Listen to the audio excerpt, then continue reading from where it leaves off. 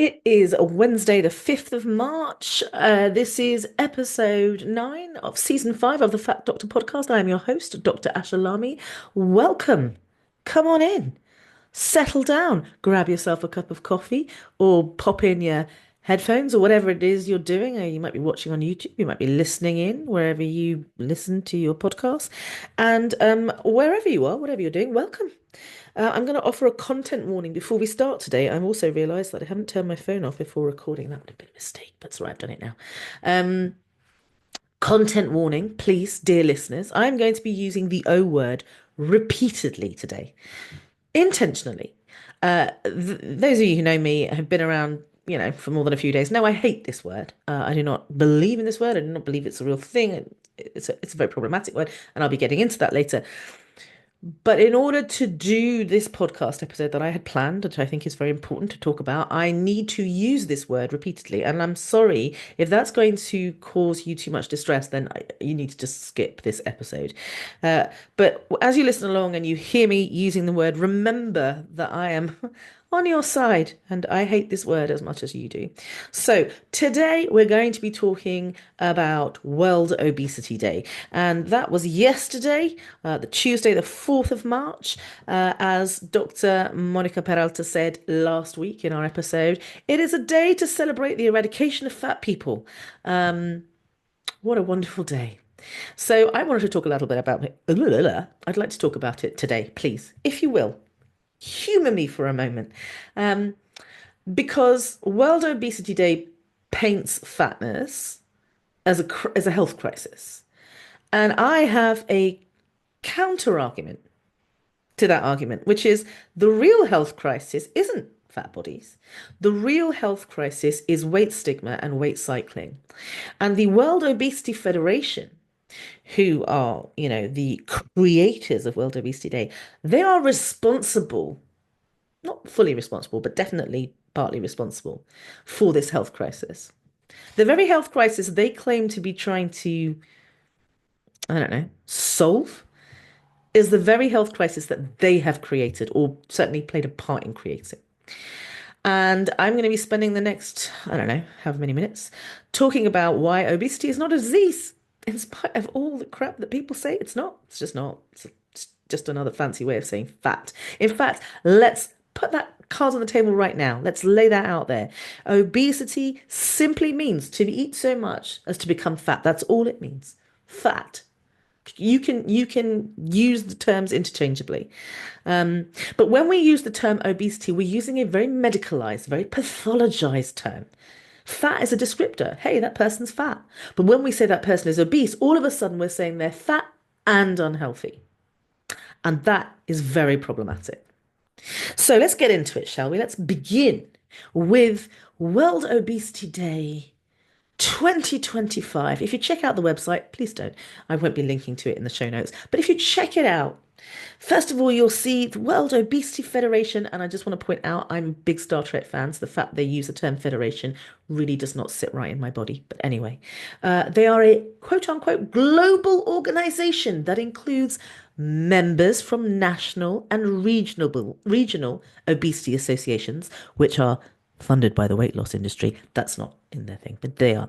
Researchers, also funded by the weight loss industry. Healthcare professionals, funded by the weight loss industry. And people with lived experience of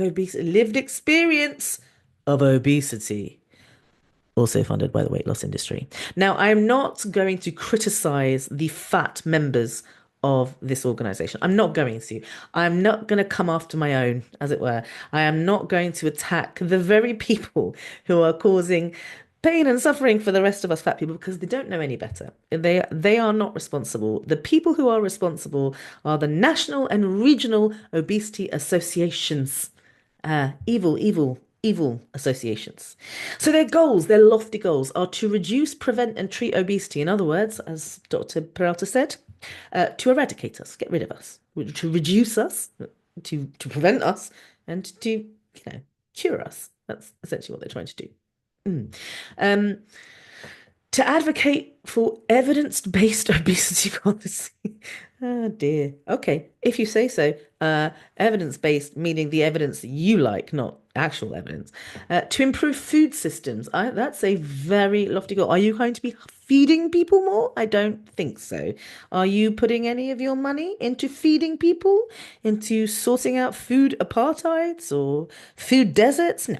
No, you're not doing that. You're just lobbying the food industry.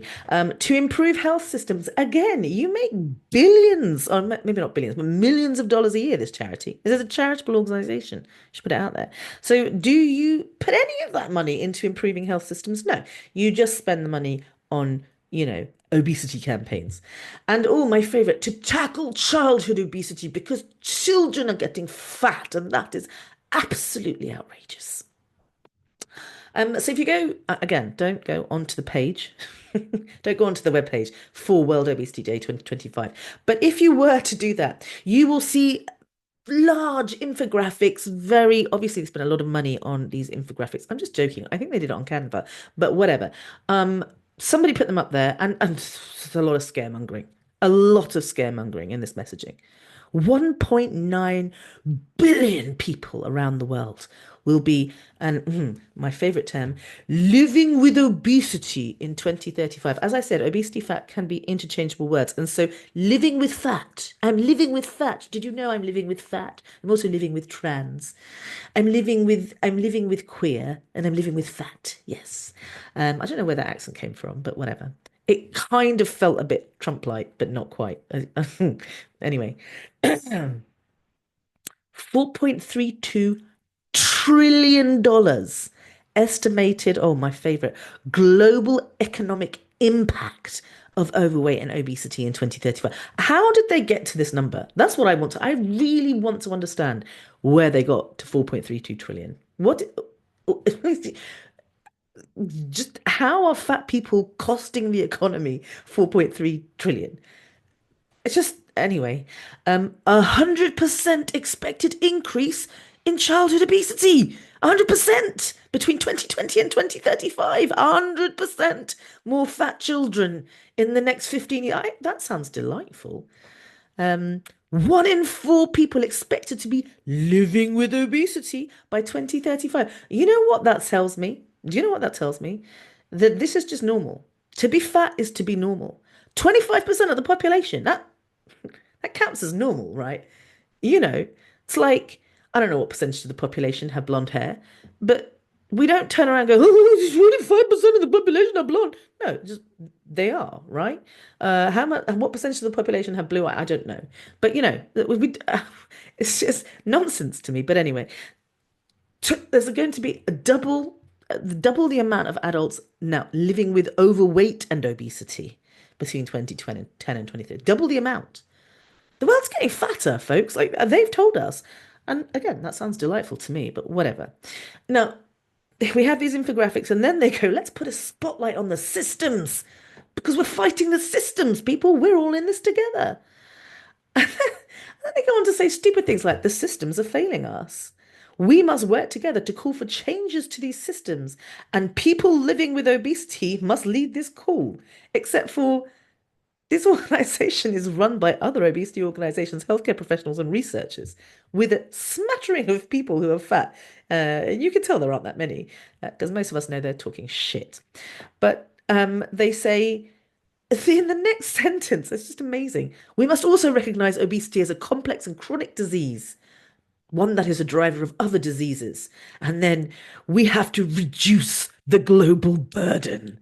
Isn't that amazing? They're so like hot nowadays on weight stigma. Like weight stigma is bad. We've all agreed. Even the people who are trying to eradicate us agree that weight stigma is bad, which is great. Like I'm glad we can all agree on that. And then they go on to stigmatize us every moment. They're literally calling us a global burden. Terrible stuff. I'm fucking delight, not a burden. I make this world a better place. Yeah, you are very welcome that I exist in this world. You are welcome.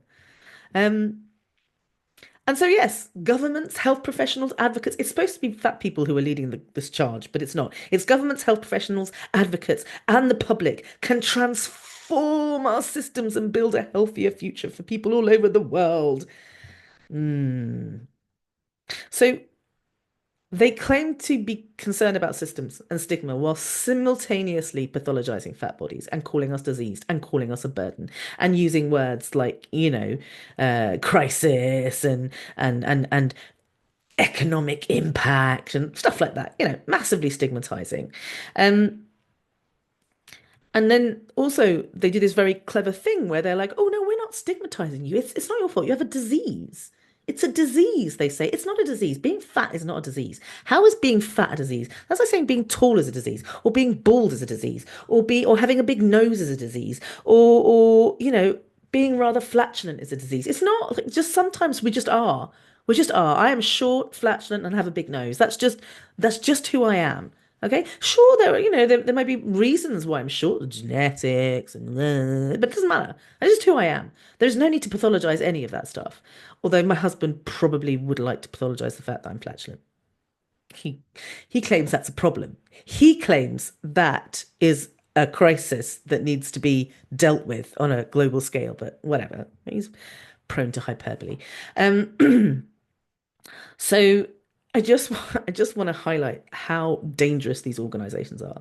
They use words that make it almost seem like they make sense. If you read like go on the website and you read it to begin with, you'll be like, oh, that actually makes a lot of sense. I can't see what's wrong with it. You have to pick it apart. You have to realize you have to sort of dig deep into what they're saying before you can begin to see the sort of the nastiness of it. But you don't have to do that much. In fact, you could just scroll down on the web page and then you get to our partners. Because you see, as I said, this is a charitable organization that is funded by the weight loss industry. And if you don't believe me, check out our partners. You know who features in there? Eli Lilly, Novo Nordisk, Pfizer, Boehringer, Johnson and Johnson, or people who are either currently or planning to be invested in weight loss medication. So that's interesting. Um, Medicalizing fatness, pathologizing fatness is the real issue here, folks. And let me explain why. When you call fatness or obesity a disease, when you pathologize it, when you say this is something that needs to be treated, prevented, cured, the only solution, right, is weight loss. Obviously, there is no other way to cure the disease of fatness rather than making people not fat. And so it's pushing weight loss. By pathologizing fatness, we are pushing, driving, forcing people to lose weight. And we know that weight loss is unsustainable, right? We've talked about this many, many times. The evidence is overwhelming. Weight loss is unsustainable. The vast majority of people, up to 98%, depending on what study you look at, the vast majority of people will weight cycle. They will lose weight, they will hit the peak, and then they will regain weight. And up to two-thirds of people will end up heavier than when they first started. So weight cycling is responsible for a lot of poor health outcomes. And again, plenty of evidence to support this. Recently, I think it was this month, a study came out saying there's nothing wrong with weight cycling, it doesn't harm anybody. And I just love the fact that Reagan Chastain, I'll link to the the weight and healthcare letter. But I really on her Substack, but I really love the way that Reagan just goes, yeah, this is a shit study, and let me tell you why. And then she rips it apart. She shreds it into little pieces and it's like, crap, more crap, even more crap. This is crap. That is crap. Weight cycling is harmful, and there is overwhelming evidence to support this. But even if we put that to one side and we stop talking about like the sort of outcomes of weight cycling, they're claiming to want to cure fat by forcing people to become more fat. Do you get that? If the vast majority of people, up to two-thirds of people, end up fatter after each diet, and they're promoting dieting, then they're literally making people fatter. And you know why this serves them? Because the people who fund them are selling weight loss drugs. And so if they can drive obesity up, if they can make however many, what was it? I forget now. I have to go back to my statistics. If they can actually convince 1.9 billion of us to be fat by 2035, they're making even more money.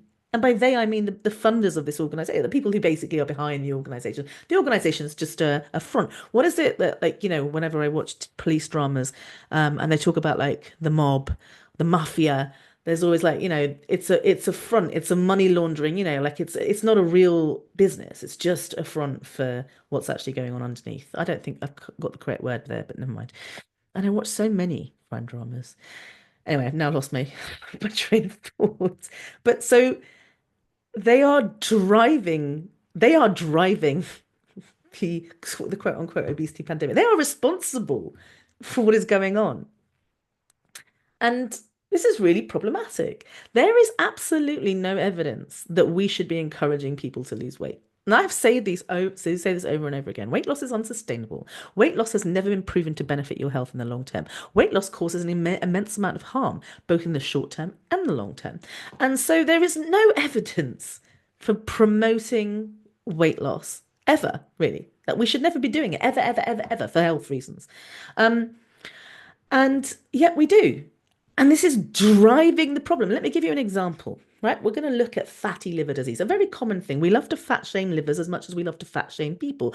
Ooh, you got a fatty liver. And all fatty liver means is that when we've been scanning you, whatever, we found more than 5% fat in your liver, which is kind of like we found more than 5% fat on your body. It's just the same thing. It's fat shaming the liver. Almost all cases, this is just a thing that we've noticed. Like, it's not causing any harm, or it's a completely benign thing. We just observed it. And so fatty liver disease, in the UK, the National Institute for Clinical Excellence is our National Institute for Health. In the US, the equivalent. And it is basically the organization that creates all the guidelines for healthcare professionals. So they published its guidelines for fatty liver in July 2016. And I've read the guidelines, several hundred pages long. And section 10 of the guidelines focuses on weight reduction. And it starts with a very simple statement that basically says it is generally assumed, but not proven, that weight loss may help to reverse fatty liver disease. All right. Simple enough statement. That's what we all assume. That's certainly what we've all been told. So let's look through this, shall we? I mean, that piqued my interest. So what happens when they're making guidelines is the first thing they do is a literature search, an exhaustive literature search, where they look for, in this case, any randomized controlled trials or prospective cohort studies. For those of you who like the science, these are the most reliable, least biased studies out there. And that so they were looking for either of the two that study the impact of calorie restriction on fatty liver disease. Pretty simple, right? They had a very wide net. They didn't care how you measured fatty liver. They didn't care how you measured the improvement. They didn't care what kind of calorie, it's just any calorie restriction whatsoever. That's what they do. They cast a wide net, and then they check to see whether the guidelines meet their inclusion criteria. And so they did this huge search, and they found a grand total of 0 studies that met their inclusion criteria. 0 in all of our, in Midline and all of the other search, basically in all of the world. Put it that way. The studies don't exist. They literally don't exist. So they said, we can't make a recommendation, which is correct. If you don't have any evidence, you can't make a recommendation. And do you know what they did straight after? They made the fucking recommendation. We can't make a recommendation for you to lose weight to help with your fatty liver because there literally is 0 evidence to support it. And yet we're making the recommendation. Isn't that amazing how that worked? And the mental gymnastics then, they claimed that the reason that they did this was because the absence of relevant clinical evidence should not be misinterpreted as evidence that weight reduction interventions in themselves are of no clinical effectiveness in the management of fatty liver disease. In other words, just because the evidence doesn't exist doesn't mean it doesn't work. Sure, but you could say that for everything. You could literally say that for anything. I could be like, well, I personally think, well, I mean, you could be RFK spouting nonsense about worms in the brain and then saying just because the evidence doesn't exist doesn't mean it's not true. And that would be a factual statement. Just because the evidence doesn't exist doesn't mean it's not true. That is true. We all agree. However, if you're a guidelines committee, you cannot make recommendations without evidence. You just can't because that's not okay. Otherwise, we're going to start making recommendations about worms in the head, which, okay, that is actually much more likely than we think. But anyway, and And then they went on to explain the lack of evidence. This is even better. They explain the lack of evidence because weight reduction advice is now widely viewed by clinicians as part of routine care for people with fatty liver disease, which is why we don't bother to study it. Why would we? Because it is routine. So somewhere along the line, somebody went, fatty liver, you should lose weight. And then everybody agreed. I wonder why. And now we don't need evidence because it's just what we do. It's what we do, guys. It's what we do. My voice is very squeaky because I have a cold and also because I'm very angry. But yeah, that's bullshit, isn't it? But fatty liver disease is very common. It's a very common condition. By the way, up to 40% of people with fatty liver disease are not fat, but whatever. It's overly diagnosing fat people. And if a fat person has a report, had an ultrasound scan looking for, I don't know, some pelvic pathology or was looking at something else, but it happened to note, so they will note it. First, they'll note that you're a fat person, say something about your body habitus, making the scan a little bit more complicated than normal. And then the second thing or third thing they'll know is, oh, fatty liver. That's not why we requested the scan, but they need to note it. And then the report goes back to your doctor, and the doctor goes, oh, phew, fatty liver, you better lose weight because that's what we do. And so the person goes and loses weight because their doctor tells them to lose weight. So they're going to listen, loses weight, regains the weight later because that's going to happen. And guess what? The fatty liver gets worse. Why? Because fatty liver disease is caused by, in part, insulin resistance, and weight cycling worsens insulin resistance. Do you see how that works? Do you see how fucked up that is? When we pathologize fat and we say it's a condition that needs to be cured, we find all sorts of ways to promote weight loss. We take conditions, observations, I should say. Got a fatty liver. I mean, there are a handful of people who will have fatty liver disease that progresses into NASH, which is non-alcoholic steatohepatitis, which then progresses into fibrosis, which progresses into cirrhosis. That does happen very, very rarely. The vast majority of people who have cirrhosis of the liver have it through drinking excessive alcohol. It is very, very unlikely that you are going to get cirrhosis of the liver from fatty liver or from just non-alcoholic fatty liver disease or whatever you want to call it. Actually, what they found is that people with fatty livers tend to die of strokes and heart attacks and cancer, which is not surprising because we've pathologized fatness. And as a result, we have weight stigma, and weight stigma causes an increase in the number of deaths from heart attacks and strokes and cancer. I'm not sure if I made my point, but it makes me so mad. I'm going to be getting into it more and more, but if you were interested in fatty liver disease, head to my website, noway.org. There is a section on fatty liver disease there. It's all completely free. You can read all about it. If you want to know more, I've done a masterclass, and if you're part of the masterclass membership, then you can just go and access that masterclass anytime. Also wrote a lot about it in chapter 4 of my book. And if you're part of the No Way membership, then you get access to my book, chapters of my book as I write them. So chapter 4's out, you can read it anytime, and you can go to all the studies, and you can work your way through them if you want to do that. I don't know why you would, but there you go. So folks, weight stigma is the true health crisis. Weight cycling as a result of weight stigma, the true health crisis. And we know that weight stigma contributes to poor health outcomes. First, because doctors delay or miss diagnoses, right? Doctors do not treat their fat patients correctly. I understand that there was a TV program recently I don't think it's out in the UK, but people in the States and Canada were talking about it, where there was a moment where a doctor was berated for weight stigma. First time in like any medical drama ever, apparently. It's very exciting. That might not be true. It might have happened before, but this is what people are telling me. And I'm like, nice. We're finally talking about it, are we? Millions of people around, in fact, soon to be 1.9 billion people around the world are experiencing weight stigma every time they go and see their doctor. Every single freaking time. delayed and misdiagnosis, less time spent with the patient, less time, less likely to examine a patient, less likely to investigate a patient, to do bloods or blood tests or scans or whatever, less likely to do cancer screening, less likely to take serious concerns like fatigue and weight changes and other red flags seriously because what, you're off your food. That's a good thing. You could stand to lose a few pounds. That could be a sign of a very serious underlying condition, but doctors will miss it because of their freaking weight stigma. So, yeah, weight stigma is causing poor health outcomes for that reason. It also means that we, the fat people, do not trust our doctors. We do not want to spend time with our doctors. In fact, we actively avoid our doctors.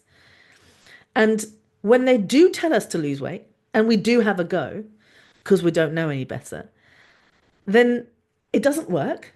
And that causes even more harm. So why would you trust your doctor if instead of saying, hey, you're in pain, let me give you a painkiller, or hey, your blood pressure's high, let me give you something to treat your blood pressure. Instead, we say, go lose some weight, and it doesn't work.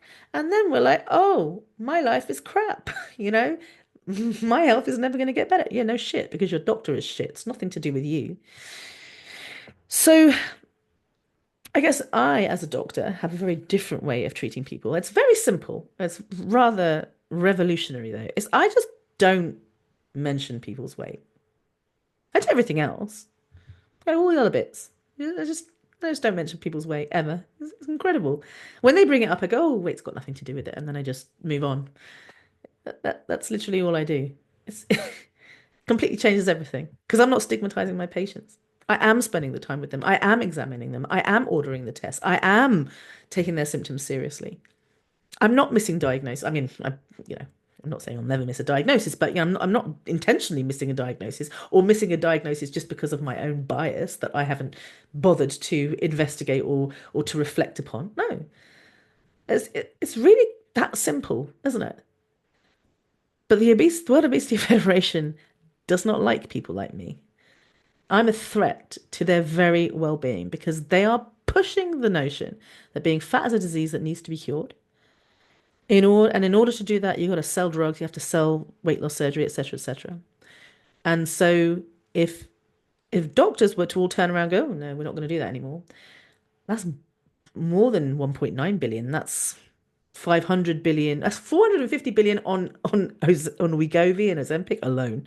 Okay, so they cannot afford for us to do this, and I don't give a fuck because I stopped giving a fuck about capitalism a long time ago. So yeah, they can suck my teeny tiny balls. So let's move on to everything you've been told about weight loss is a lie. That is the tagline to my website, noway.org. If you go to noway.org, the tagline for the website is everything you've been told about weight loss is a lie. It's also going to be the title of my book. No way, colon. Everything you've been told about weight loss is a lie because everything you've been told about weight loss is a lie. And today we are going to be looking at Lepage, I believe. Jacob Lepage et al. Jacob Lepage and buddies. A study that was published in November 2022 in the journal Arthroplasty. Never heard of it before. And the article is obesity and total joint arthroplasty. That makes sense that they would publish it in I mean, that makes sense, right? Obesity and total joint arthroplasty. Does weight loss in the pre-operative period improve perioperative outcomes? For those who need a bit of a translation, does losing weight prior to a hip replacement or a knee replacement improve your short-term, like the short-term outcomes within 30 days of the surgery? That's what this study was looking at. And what it found, it was very simple. Too long, did not read, TLDR. Preoperative weight loss is a complete fucking waste of time. And let me tell you for why. It took 302 participants who lost at least 10% of their body weight prior to either a hip or a knee replacement. And they matched them to 567 controls, participants who didn't lose weight prior to surgery. And they found no difference in operative time, length of stay in hospital, discharge destination, or 30-day adverse events. Now, 30-day adverse events include any complications like bleeding, um, clots, anything like that, having to reoperate. They also include readmission, so you leave hospital and they have to come back. And they also include, obviously, mortality, because some people unfortunately do die after surgery. So all of these are counted as 30-day adverse events. There was no freaking difference whether you lost 10% of your body weight or not prior to surgery. Everyone had the same outcomes, which is odd, right? Because the reason that all orthopedic surgeons give for why they don't want to perform surgery on you if you're a certain weight is because, you know, the operation will take longer and you'll have to stay in hospital for longer and you might have complications. You're more likely to have complications. You're more likely to be readmitted, and we might have to operate on you a second time round, and you're more likely to die in surgery, and so we can't possibly operate on you unless you lose weight. Is that right? Will losing weight improve any of these things? No. So why are you making me do it? Would it not just be easier to say I don't want to operate on you? Because that's the truth. I don't want to operate on you because um, I don't like operating on fat people. That's it. Weight loss isn't going to improve things. Now, that doesn't mean that fat people don't have a higher risk of certain complications. They do. No one's denying that. No one's denying that an operation on a fat people will take longer than an operation on a thin people. I'm not saying it doesn't. Thin person, sorry. What I'm saying is that weight loss isn't going to make a damn bit of difference. And so if weight loss isn't going to make a big difference, why are you telling me I have to lose weight? Why not just say, I don't want to do the operation because I'll have to spend longer in surgery and because I'll have to engage my brain a little bit more and I might have to manage your complications, which requires more effort and energy and resources, and I don't want to do that. Maybe it's the individual surgeon. Maybe it's the practice that they're working in that has a policy, But for what, let's just call a spade a spade. Is that okay thing to say? I'm not sure if that's an okay thing to say, but anyway, let's just be honest, shall we? Doctors are not telling patients to lose weight prior to their hip replacement and knee replacement because it's going to benefit them. They're doing it because they know that you won't achieve it, and then they have a legitimate reason to deny your surgery. It's that simple. If I tell you have to lose 10% of your weight, the only way to do that, realistically speaking, is to starve yourself for several months, which is really not a good idea prior to surgery.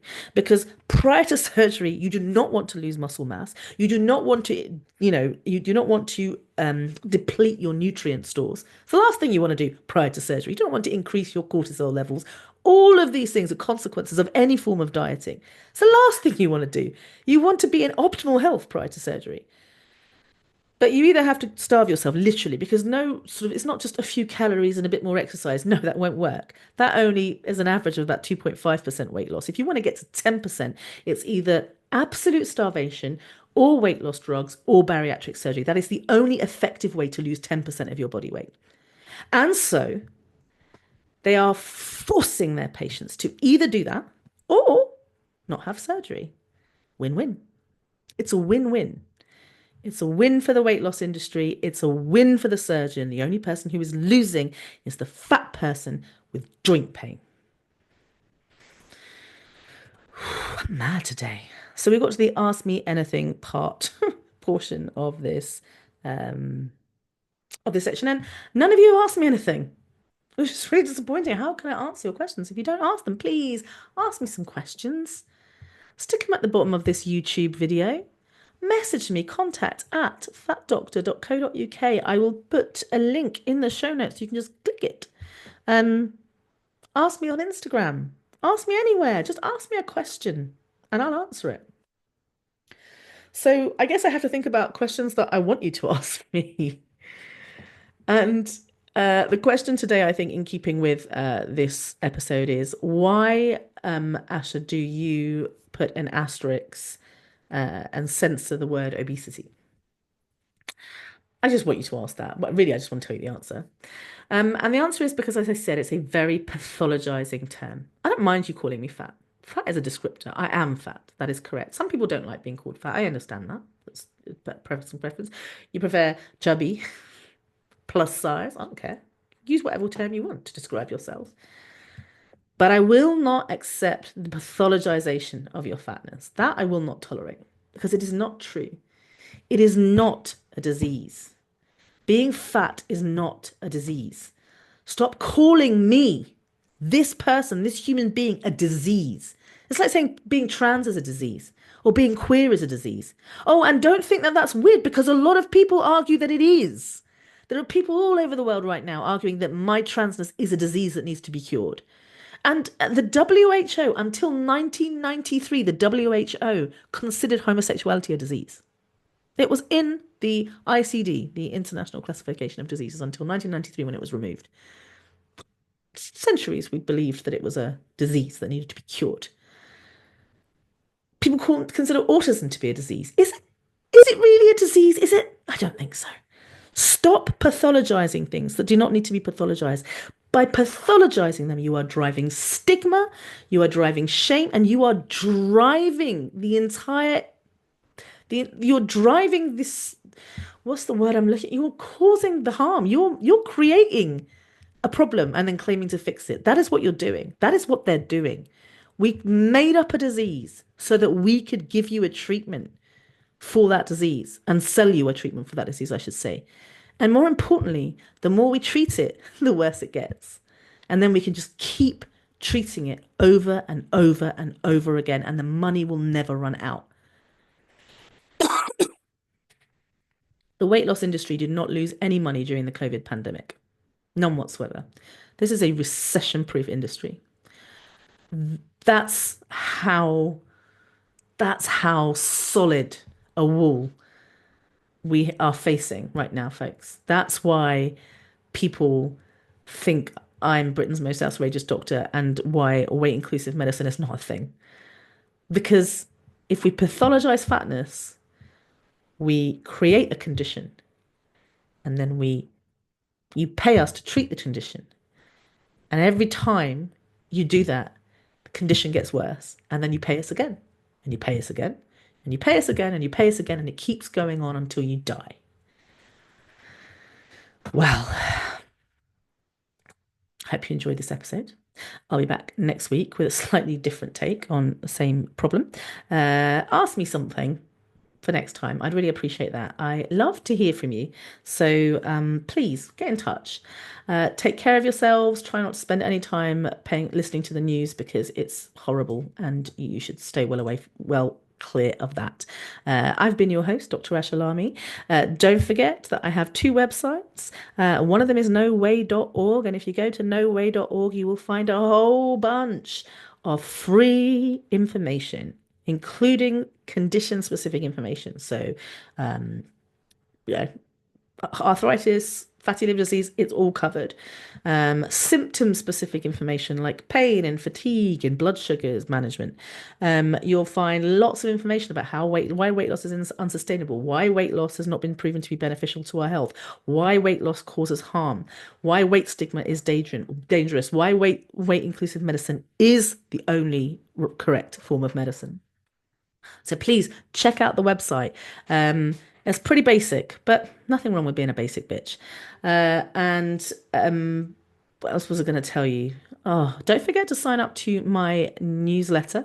On Monday through Thursday, you get some wonderful insights from yours truly. I spend a lot of time writing them, so I like the fact that people read them. Currently have 1,900 of you reading my emails, which is lovely. I'd love to double that. I just want more and more people to learn about weight-inclusive medicine. So please encourage your friends to sign up for my weight-inclusive newsletter. And then every Friday is the No Way newsletter. And that's so I do emails, brief emails, and then the No Way newsletter is a much kind of more in-depth newsletter every Friday. I've done 2 now, and I've had lots of really positive responses to that. So make sure you're signed up. Okay, folks, lovely to have shared this time with you. Hope you're not too mad, and I'll see you next week.